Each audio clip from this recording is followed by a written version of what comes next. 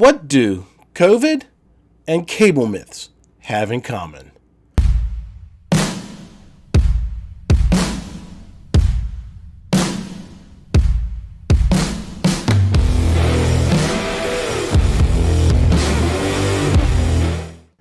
Welcome to the show where we tackle the tough questions submitted by installers, project managers, estimators, IT personnel, and even end users. We're connecting at the human level so that we can connect the world.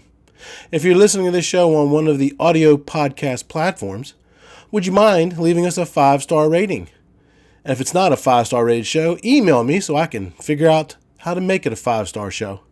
If you're watching this on YouTube, would you please hit the subscribe button and the bell button to be notified when new content is being produced? We are closing in on 1,000 subs, so I need every little bit of help I can get. Those two simple steps helps keeps us in front of that algorithm so more people can get the messages so we can educate, encourage, and enrich the lives of more people in the ICT industry. Thursday nights, 6 p.m. Eastern Standard Time. What are you doing? Every Thursday night, I do a live stream on LinkedIn, YouTube, a bunch of other places too. Although I didn't do one last week because I was traveling. All right, I'll talk more about that here in just a second.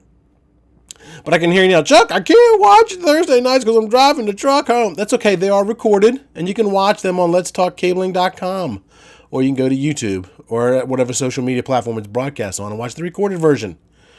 Submit your questions to me early for consideration for the next show, which will be this Thursday, provided my announcement. We'll see that in just a second. And finally, if you'd like to become a supporter of this show, you can do it through Patreon. All the Patreon members just got shipped a cable stripping tool just for being a cable Patreon member. If you want to be a Patreon member, look us up there, and you can subscribe at different levels, and you get different and more access to me after hours, of course.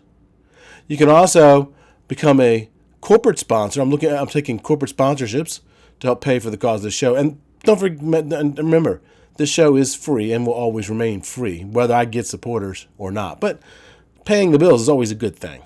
So the intro was, what does COVID and cable myths have in common? Well, last week I did a business trip to Seattle. On the way home from Seattle, Chuck got sick, and I'm recording this Sunday night. I am sicker than a dog, so I'm not going to be able to, even though I have other content in the pipeline, I literally just don't have the energy to work on it. So I'm going to do a repost on cable myths. This is one of our most watched videos from over a year ago, talking about common cable myths. If you would like to see more shows like this cable myth show, make sure you put comments down below. So until then, hope to see everybody next week, and hopefully I'll be kicking this COVID by then. Thanks for watching. So today's show, we're busting some cable myths that you hear quite often. And when we did this test, or these several tests, I took due caution to make sure I did everything exactly the same, so that way the only difference thing would be the difference of the components switched out within this test. So there are 3 tests that we did. The first one I wanted to compare was, if you buy product from your local big box store, Cat 6 cable, Cat 6 connectors, how does that perform against a commercial grade Category 6 cable, commercial grade Cat 6 connectors? That was the first one. Then the second one I tested was, is there really a difference in performance between T568A and T568B? People tell you there's no difference. Some people tell you there is a difference. Today, we're going to find out. And then the last one we're going to look at is untwisting the pairs. Does that really affect the performance? Because you hear half an inch for Category 5E, quarter of an inch for Cat 6A. Does it really matter if you untwist them? So we're going to look at each of those 3 things, which meant I had to go buy some cable, some connectors, and terminate them. And then I had to use my Test Pro on it to make sure that I tested it. And then I sent the results to our favorite resident test expert, Steve Cowles. Steve, welcome back to the show. Thanks, Chuck. Appreciate you having me on. My pleasure. I had to bring you in because I mean, I could look at them and I could talk about them, the differences and stuff, but I think you're more qualified to talk about those test results and stuff. So that's why I brought you in on the show. So the first one I want us to look at was where I compared the big box component stuff versus the stuff you buy at like a gray bar or an annex to the commercial grade. I guess they call it what, a tier one manufacturer. I think that's the term they use for it or something like Yeah, that. you could be right. Yeah. Yeah, it's a very well known. I don't want to say who it is, but it's a very well known manufacturer of cabling and connectivity products. Right. So when we look at those two test results, so when I sent them to you, I labeled them 1 and 2, so you wouldn't know which was which because I wanted your true, honest opinion. Okay. So when you looked at those 1 and 2, did you notice a difference between those two in performance? I did. And I'm going to go ahead and share my screen here so we can actually take a look at these results together. So let me pull this up. And while he's pulling that up, for my people who are listening in the podcast, you might actually want to go over to my YouTube channel and watch this video because we're going to pull up the actual test results so you can see them. But Steve will try to talk to it in a very descriptive manner. But again, you're talking a very technical subject, and it's easier to see it. All right. So can you see my screen, Chuck? I can. Yep. All right, great. So I've got the test you sent me opened up in our Test Data Pro PC software here, so we can, initially we're looking at a summary here, and we can see some margins here. So you wanted to look at which cables again? We're looking at test result number 1 and test result number 2, and we're comparing them to each other. Okay. So initially, looking at it in the summary screen here, we can see in the summary, we've got 2 columns for worst margin that show in the first column, it's return loss. And cable 1 has a return loss margin of 7.4 dB. Cable 2 is 7.8 dB. So that's a little better on cable 2. And then for Crosstalk, there's even more margin. So we go from a 2.2 dB of crosstalk, the near end crosstalk on cable 1 to a 4.4 on cable 2. And I can bring each of these up in a PDF report as well. Let's do that. But let's talk about that for a second because a lot of people don't understand this, right? So a decibel is a ratio of input power to output power. Correct. And because we're doing different tests, sometimes we want a big dB number and sometimes we want a small dB number. Right. So when you're looking at the near and crosstalk, the bigger the number, the more protection, or not the more protection, but the better performing is because there's more separation between those interfering sources. Right. In this case, we're looking at margin. So bigger number is better for margin because the bigger number means you have more headroom between that noise floor, if you will, and where you're actually at. So what happens is, you want that headroom in situations where you've installed it, you've done everything right. But what if something happens down the road after the fact to the cable that you've installed that might cause a problem with it? If you've got good headroom in there, chances are it's still going to function fine. If you've got a case where you're like right up against the line, you're really close and your headroom is really skinny and something happens, another trade comes in behind you and God forbid they zip tie a piece of their wire or whatever down to your bundle of cable and crush one of the cables. If you started with minimal headroom at that point, now you're probably going to be right up against that line and you could have problems. Okay. Yeah, let's look at those graphs.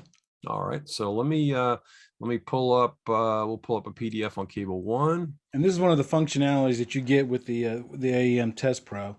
The ability to pull these up and look at them like this, and then also email them easily between you and whomever you're sending the results to. In my case, I'm sending them to AEM. But you can be sending these to a customer, a consultant, somebody making your labels for you. You can easily share this stuff back and forth. So the first one I've got here, I've got the PDF for cable 1, and we can scroll down, and we can look at those parameters, but we can also look down here at our headroom. Now, Crosstalk was a good one here. So this is cable 1. You can see this red line right here. And you can see that some of these are getting, close to that red line. There's still space in there, obviously, because it passed. And that red line represents that represents the limit line. That is the threshold that if those spikes in that graph dip below that red line, it will cause a fail. Okay. So if we go to cable 2 and we look at that same graph, you can actually see the space in here. And I can pull these up in even better resolution. I'll minimize the PDF here.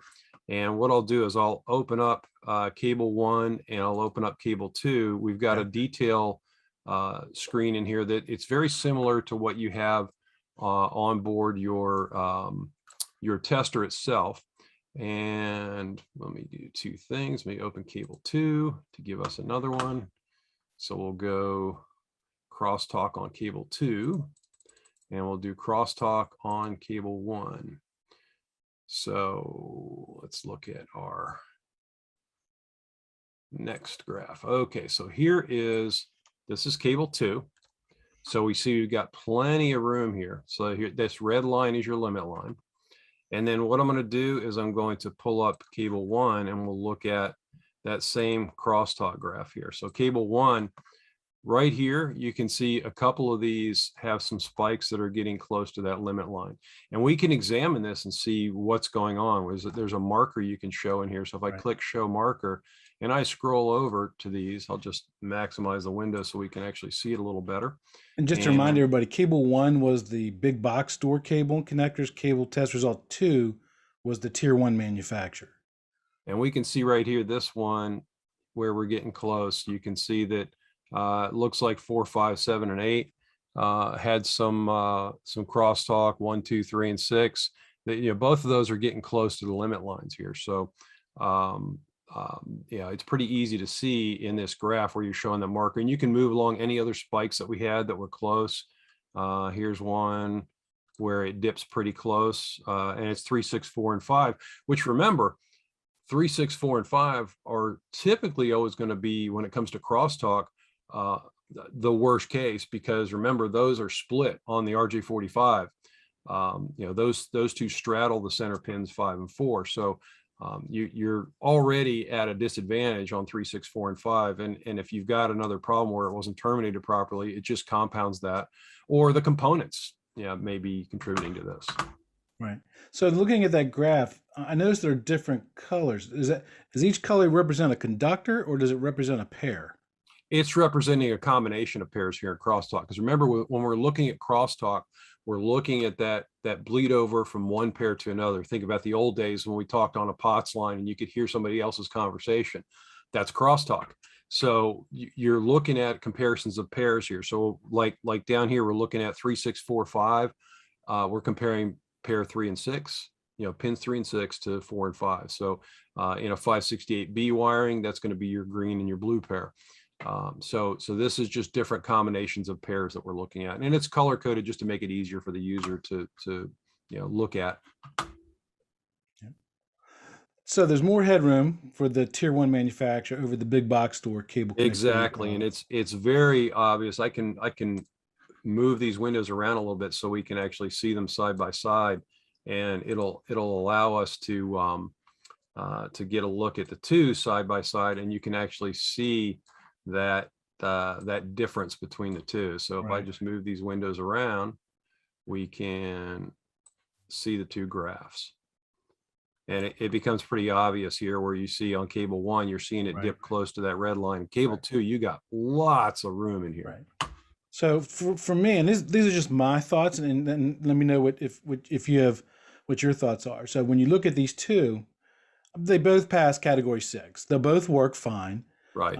If you're just buying cable to run in your house, like for example, my house here, if I want to run a Cat 6 cable from my hub to my wife's computer and my computer, and I really don't care about having to go to Gray Bar or Annixter or CSE or Capital Radio to go buy cabling or something. Inside joke there between Steve and I. They'll both work fine. They'll both pass Cat 6. But if you're in a production environment where you're a company and you're putting in hundreds, thousands of Cat 6 cables, maybe even on one project, and you've got technicians who, unlike me or you, Steve, who have decades of experience, they may only have decades of months or weeks of experience. The selecting the tier 1 manufacturer, it gives that a little bit more room. So if that person is new to the industry, they might untwist a little something too much, or they might have, like you said, zipped something a little hard. It's a little more resilient. Right. You want to give yourself every possible advantage you can, and using quality products when you're doing an installation just plays right into that. Yeah, absolutely. And the additional benefit, and then when I looked at pricing, they're both very similar in pricing, which I kind of expected the big box store to be cheaper for some reason, but it wasn't. It was very similar in pricing. So to me, another advantage is a lot of the tier one manufacturers have warranty programs. Well, they'll pay you to replace something or pay you to fix something. Where if you're buying something from the big box store, I'm not sure what their warranty is. It's probably 30 days, 60 days, maybe at the most a year. Where Right. some of the tier one manufacturers will give you lifetime warranties. Right. So, Absolutely. but if the warranty thing is not really a concern, but And it's and still like be you a better said, performing cable. yeah, if it's your house, yeah, maybe you're okay with that. You and I, we kind of geek out on this stuff, so we're likely to want to put the latest and greatest. I, I mean, I was, I I'm did glad my you kind house, of said that because I was yeah, gonna 20, point that out. yeah, 21 years ago when we built our house. I've got an on-cue panel up here in my office, and I've got home runs to every room. The only thing I'd have done differently, if I could do it over again, was to pull more cable, additional runs every place, Yep. knowing everything I know now. But because I've got that structured cabling in place in the house, as we've changed what we're doing for internet service and everything else, it's just been seamless. It's Yeah. great. Yeah, I was watching a TikTok video last night, and somebody was pre-wiring their house for cabling and stuff, and what they did was they actually ran Smurf tube to all the locations. So if they decided later to change it, it'd be a lot easier. And I thought, yeah, that's pretty cool. I I would have have done it with I conduit, have but Smurf tube. I've got 4 runs of Smurf tube running from my office up here down to my wife's office downstairs on opposite walls in her office. So if I want to put fiber in between my office and hers, I could do that if need be. yeah, because single move fiber can go up to 50 miles, so I'm sure you're going to be well within that 50-mile limit. I'm pretty Yeah, sure my your house house is. isn't that big. I was gonna say, yep. I was gonna say. So that's the official ruling there. Myth is busted. Cable connectivity from tier one manufacturers is going to be better performing, but they both still meet the standards, and they both will perform to whatever specification. Cat 6, I think, was what I bought here. So okay, very good. Let's look at the next one. So All the right. next test, we actually going to look at cable test result number 2 versus cable test result number 3. Okay, so let me pull up number 3 here. And so while he's pulling that up, let me explain what we're looking at. So what I did was I used that tier one cable, the tier one connectivity products, and all I did was on the first one I terminated it 568B. So test result number 2 is 568B. Test result 3, I cut the ends off and re-terminated 568A. So everything's exactly the same. The only difference is the one test result was 568B, the other was 568A. Because we hear a lot of times A performs better than B performs better than A, or they both perform the same. I'm even been guilty of saying it in many classes that I've said that. I couldn't tell you how many classes I said they perform the same. And one day I was thinking, I got this tester, why don't I prove it? So that's what we did. So first thing out of the gate, Chuck, I'll tell you, just looking at the summary, cable 3, if you look at your headroom you got here, your worst margin for return loss is 8.7 compared to 7.8 on cable 2. So there's an improvement there. And then for your crosstalk, you went from a 4.4 on cable 2 to a 6.3 on cable 3. So a much better improvement on crosstalk there too. So what we'll do is I'm going to pull up the graph here that we looked at before. So this is cable 2, the one that we looked at before. And then I'm going to go up and pull up cable 3. So you can see there's a considerable amount more margin. When we look at the graph here, we're looking at the plot of this information here. You've got quite a wide gap between that limit line and where our actual results are. And then if I go in and I'll pull cable 2 back up again, you should see that that graph will move closer to that line. So we look toward the bottom here, you can see some of these pairs actually moved a little closer to that line there. So you've got less room on this one on cable 2, and I'll go back to cable 3 again, just so you can see that jump versus cable 3, where most everything shifts up and away. You've got a lot cleaner look here, a lot more headroom on this. So a definite difference. between 2 and 3. So Chuck, which one was A and which one was B? Cable number 3 was 568A. Interesting. Test result number 2 was 568B. Okay. So, now, and you tested them both with the meter still set at B, so that I wouldn't know, but when I looked at the results. I'd be curious as a follow-up that, just for you and me to do at some point, is to run the test again and set it to the A setting to see if it actually changes anything. My guess is it's not going to. You're going to see the same headroom difference here, but this was an eye opener for me, because I really didn't think there was any difference, A or B. I didn't think it really mattered. And there's nothing in the test or the tested differently when you go back and forth between A and the B setting in the test? It's just the wire map is all it's doing. So it's just representing the wire map on the screen differently for you. So myth is busted. 568A does perform better than 568B. So the Canadians have it right, because they're the ones who use A the most. Right. But they're both excellent. They both perform, fantastically. And that was my next question was going to be, was they'll both work. Is there enough of a difference here between what we're seeing between the A and the B wiring scheme to really affect the performance of a network? Not that much. No, there's but again, you got 2 dB difference in crosstalk, which is significant. Remember, when we're talking noise, it's power. So 3 dB of noise, going from say 3 dB to 6, every 3 dB is going to double that power, double that noise level. So that's something to think about. There is a little bit of a difference there, but again, I would be interested to see. We should run this, just as a follow-up, maybe do it as a run them and set the tester for 568A versus 568B and see what depending on how well this episode does. If it does really well, I'll do another cable myth. Perfect. And then what we'll do is we'll take a cable, we'll terminate it 568A, and then we'll test it, telling the tester it's A, and then just not change anything. Not even change the cable, move the cable or anything. Just the same spot. Just go to the tester and flip it over to B, and then test it just to see what it looks like. Yeah, it'd be interesting to see that. I could even try that in my office here. Gotcha. Very cool. Okay, so let's look at the myth number 3. So in myth number 3, we're going to pair cable test result number 2 versus cable test result number 4.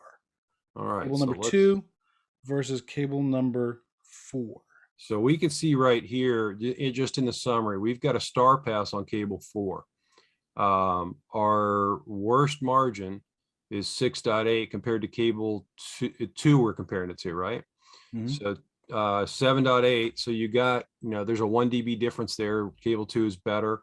On crosstalk, cable 4 only has 0.3 dB of margin on crosstalk. This is going to be an interesting one to look at on the graph. So let me pull up the graph, and then I'll bring it over. We'll pull this up and let's look at crosstalk on the graph. Oh, look at that, Chuck. You've got your plot 4 here. This is cable 4. Yep. And if you look, you've got several spots here. I'm going to put my marker on. Several spots where it's dipping down really close to this limit line. Yep. And again, you don't want to go below that red limit line. Right. Exactly. So we're getting really close to the red limit line. That's it looks like we've got 1 and 2 and 4 and 5 are the big issue here. And we've got one here where it's almost touching. And that is 1 and 2 and 3 and 6 that are giving us that drop right there. So we're really, really close to the limit line right there. And you can see what the actual crosstalk reading is right there, 44.23, and our limit, 1, 2, 3, and 6. If we go over here and look at it, you're pretty tight there. So, we've really pushed this cable to the limit, and that's, you get the star pass on these because it means that while it's passed, it's really, really close to that failure point. And as an installer, you need to be aware of this. I always tell installers, treat a star pass as a fail. You need to go figure out why it came so close to that limit, because there's a problem with it, which means you have no headroom in this case. 0.3 dB is essentially no headroom. You're right at the line. And if you have any other problems, the cable is going to fail to perform as it should. So always treat a star pass as a failure. Troubleshoot it exactly the same way you would troubleshoot a failure. If it's a crosstalk problem, you can look at your crosstalk locator. So we can look in here, and this locator is going to tell me it's a TDR trace that shows me along my cable where is my crosstalk. And I've got crosstalk at both ends here. I can see a spike at both ends. It looks like it's a little worse out here at the far end. Looks like these cables are right out about 95 feet maybe. So you're looking at a pretty good spike out there at the far end. So, and that makes sense to me, but it doesn't make sense to you just yet, because I haven't told you what we're looking at here. So the other thing to point out, Chuck, is that this graph is also on board the tester. So you don't have to get this report back to the office and look at it in the software like we are. You can see this graph on the tester to help determine where this is. So that helps them troubleshoot it out in the field. Exactly. So what we're looking at here was that on cable number 2, I terminated the jack using the way that a lot of people will tell you to terminate a jack. They'll tell you to take your thumb and forefinger, grab the pairs, do 1 or 2 twists to open up the pairs. So that way you're limiting how much you untwist it. Right. And then the second test result, number 4, where I basically untwisted the pairs all the way back to the jack and then routed in. So, but I made sure that my jack was back flush to the back of the jack, so that way there was still no more than 1/4 of an inch from where the cable exited the jacket. But once it exited the jacket, it was untwisted going up and coming out. Because some people like to use the untwist tool. Some people like to use a piece of the cable jacket to untwist it to make it easier to kind of route and get in. So and that's why I said it makes sense to me, because it's at the ends. That's where it was twisted. And I was taught, that you only open up that twist just a little bit, and you don't untwist it at the end. You get it at the point where you're going to push it down over that saddle on the termination block. Right. And you just open it up just ever so slightly. And then when you push that down over that saddle in the termination block, the saddle will actually separate the pairs and keep them snug right to that point of termination. And then you just punch down. Very cool. Very cool. So the ruling here is the myth is busted. You don't want to untwist them. You want to keep that twist, just like you and I both said. You want to untwist it, put it over the tower, and then use the tower to separate them. That way you got that twist as soon as it comes off. Exactly. And the result is here we were close. We had one to give us a star pass, but that could have easily been a fail if it didn't have the jacket all the way up to the very back of the connector. Yep. It would have just taken just a little bit more to make that fail. Right. So in that scenario, if you get that star pass and you see those spikes at that end, like you showed on that graph, if I was a technician, I'd be cutting off both those ends and then re-terminating them and then retesting them to see if that solved that issue. Because that'd be a perfect example. That's a perfect example right there of the difference maybe of using the big box store cabling and connectivity products versus the tier 1 cable connectivity and products. Yeah. Because I used the tier 1, so the tier 1 just it was still right there. Had I been using the big box store cable and big box store connectors, that probably would have been a fail, because I'm sensing a follow-up show.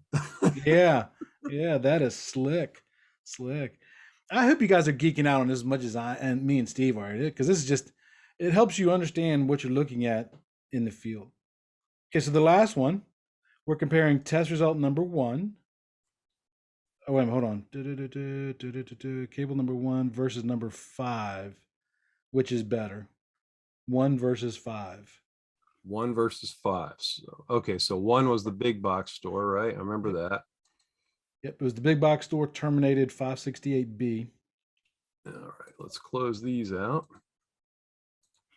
And right off the gate, obviously 5 failed. So we know we have a problem there. Let's, I'll pull up the graph for, whoops, I pulled up 2. Let's pull up 1.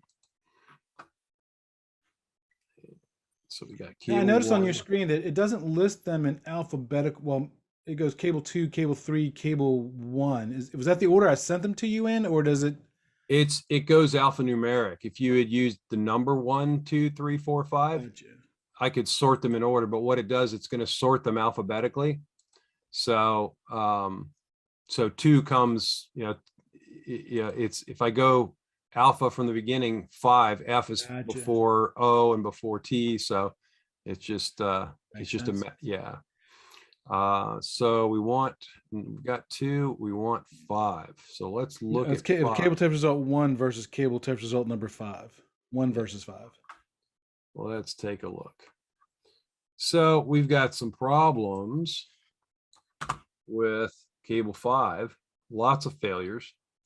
First off, we got split pairs between the green and the blue. I'm going to go out on a limb here and say that you just didn't, you made intentional wiring errors, but you did these same errors on both ends. Exactly. So you just didn't care what was going where, as long as one, yeah. Yes, exactly. Yeah. So another myth that you hear often is the tester or the network doesn't care what color cable's on which pin number, as long as it's straight through, it's okay. So what I did was I put, let me look at my notes again.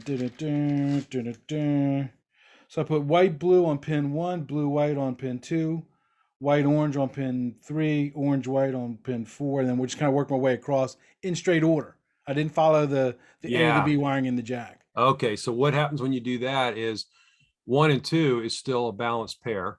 7 and 8 is still a balanced pair, but 3, 6, 4, and 5 get split. When you do it that way, because you're going 3 and 4 are now a balanced pair, which is not right. So it shows up as a split pair, which dramatically increases crosstalk. So let's take a look at the crosstalk plot, because that's going to be the eye opener, I think. And at first I was like, oh, it's not that bad, but look down here at the bottom of the graph. We see the plot, we see the limit line, we see some of these are dipping past the limit line, right? But look way down at the bottom of the scale here on our plot. This way below that red line. You got two pairs down there that are they're like at the bottom. They're down in the toilet there, well below that limit line. So there's an issue. And we can look and see. We'll show the mark. We can show the marker here and take a look and see what these are. And it looks like 3, 6, 4, and 5. Wow, imagine that. 3, 6, 4, and 5. That's your splits. Yep. So, and that's the big issue when you get a cross pair, or a split pair rather, like that, is that you just have huge, phenomenal amount of crosstalk. And it's obvious in our graph here. We can see that, they literally are at the bottom of the graph here. Yep. So the takeaway here is you've got to use either A or B. You can't do a straight through. The tester does care. Well, it doesn't necessarily care about the color, but it cares about the pairs because they're balanced. Right. It's looking for balanced pairs. And if we go back and look at the summary, the wire map is still showing, except for where we got that split. It shows up and represents it as a split pair by flipping it in the middle and flipping it back. So that you've got a problem there. Mm-hmm. So it's you have a split pair issue. It doesn't care about color code. It cares about the performance. So and you got a lot of stuff that failed. Insertion loss, blew out, return loss. Go back to that one chart. What were we just looking at? Oh, that's insertion loss. Yeah, insertion loss, and then you got your return loss, which blew out here. I mean, it's all over the board on this. ACRF is going to be messed up because, of course, that's part of insertion loss and crosstalk go into that. And then PS next, same thing. So everything, once you started failing on these, it's a cascade effect on all the other test parameters, because a lot of the tests kind of overlap. They intertwine. Yeah. So ACRF is dependent on insertion loss. It's dependent on crosstalk. So there's a lot that goes into that. So ACRF, that's attenuation to crosstalk ratio far end, correct? Correct. So, and what does that exactly mean?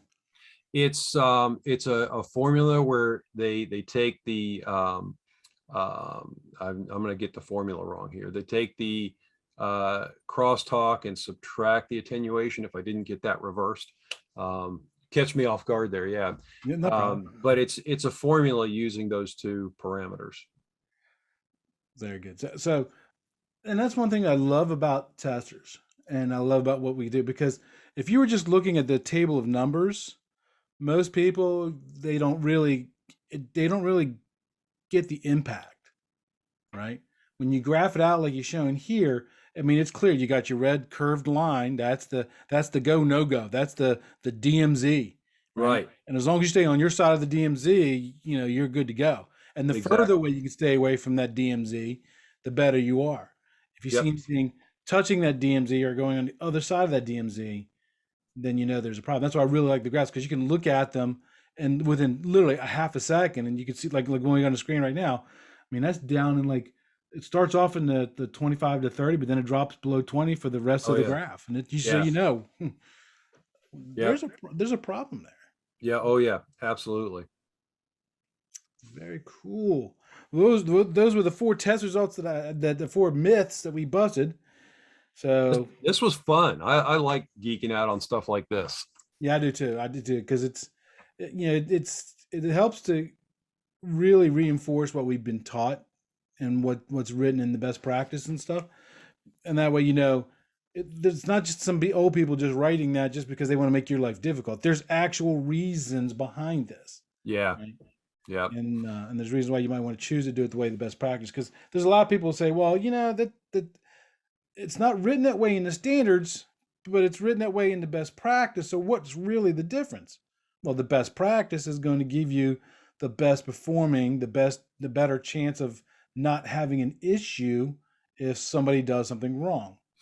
Right. And typically the standards are there to make sure that it's done and will perform within certain parameters. When you follow best practices, typically best practices improve upon the minimum you need to do to meet the standards. So, if you're following some best practices, then you're giving yourself every chance to get that extra headroom that we talked about. Very interesting. So for my audience members, if you enjoyed this concept where we take cable myths and then we test them and then actually show you the differences between them, if you like this, let me know. Shoot me some things that you want us to test, and we'll create that, and Steve and I will test it, and then we'll give you our opinions on it. And I think anybody look at the screen, it's not a matter of opinion. I think it's a matter of fact. Just by looking at the screen here, there's no opinion in this. So, Steve, I appreciate your time. Glad to do it. Hopefully we'll get to do more episodes of this. Sounds good, Chuck. Thanks for having me on. My pleasure. Okay, everybody else, remember, knowledge is power. That's it for this episode of today's podcast.